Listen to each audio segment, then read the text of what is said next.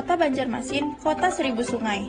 Siapa sih yang nggak tahu kota Banjarmasin? Kota Banjarmasin ini kota yang paling besar di Kalimantan Selatan loh. Tapi kalian tahu nggak sih legenda asal mulanya kota Banjarmasin? Yuk simak bareng-bareng aku.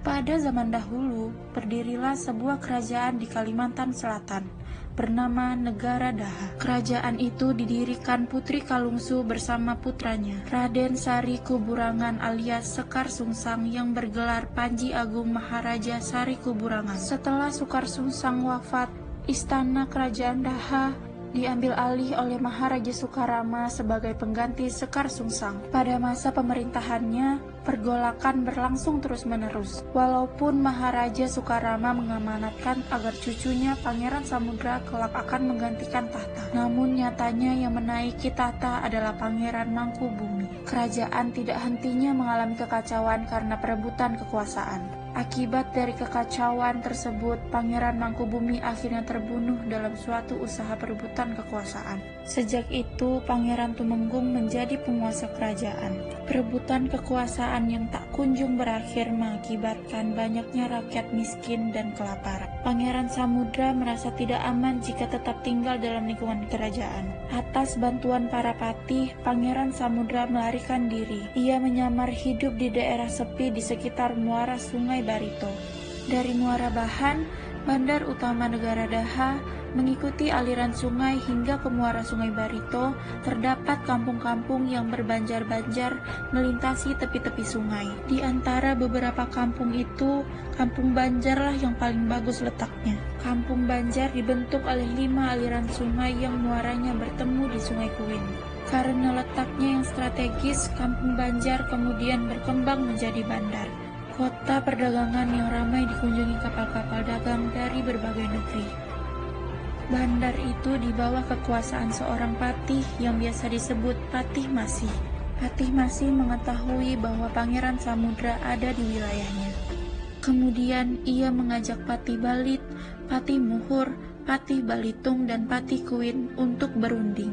Mereka sepakat mencari Pangeran Samudra di tempat persembunyiannya untuk dinobatkan menjadi raja memenuhi wasiat Maharaja Sukarama. Mendengar hal itu, Pangeran Tumenggung tidak tinggal diam menghadapi keadaan itu. Tentara dan armada diturunkan ke Sungai Barito hingga terjadilah pertempuran besar-besaran. Kemudian Patih menyarankan kepada Pangeran Samudra agar meminta bantuan ke Demak, karena saat itu Demak menjadi penakluk kerajaan-kerajaan yang ada di Jawa dan menjadi kerajaan terkuat setelah Majapahit. Pangeran Samudra pun mengirim Patih Balit ke Demak, dan Demak pun setuju memberikan bantuan dengan persyaratan Pangeran Samudra harus memeluk agama Islam. Pangeran Samudra pun bersedia menerima syarat itu. Kemudian sebuah armada besar pun pergi menyerang pusat kerajaan negara Daha. Armada besar itu terdiri atas tentara Demak dan sekutunya dari seluruh Kalimantan. Kontak senjata pun terjadi, tepatnya di Sangiang Gantung. Korban berjatuhan dari kedua belah pihak. Melihat banyaknya rakyat yang menjadi korban, Patih Arya Tarenggana merasa sangat terpukul dan sedih, dan ia mengusulkan kepada Pangeran Tumenggung untuk menyelesaikan peperangan melalui perang tanding antara kedua raja yang bertikai.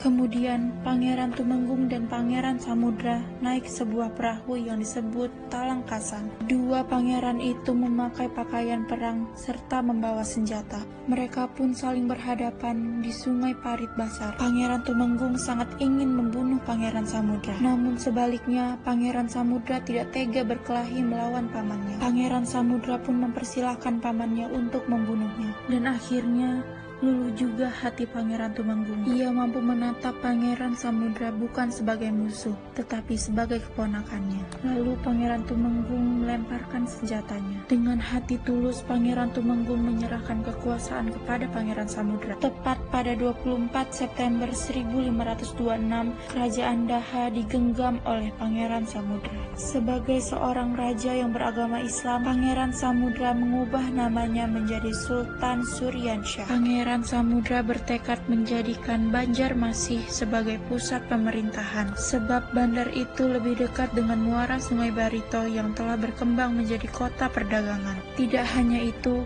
rakyat negara Daha pun dibawa ke Banjarmasin. Dikarenakan setiap kemarau melanda kota tersebut, air sumur menjadi asin. Lama-kelamaan, Banjarmasin atau Bandarmasin berubah nama menjadi Banjarmasin.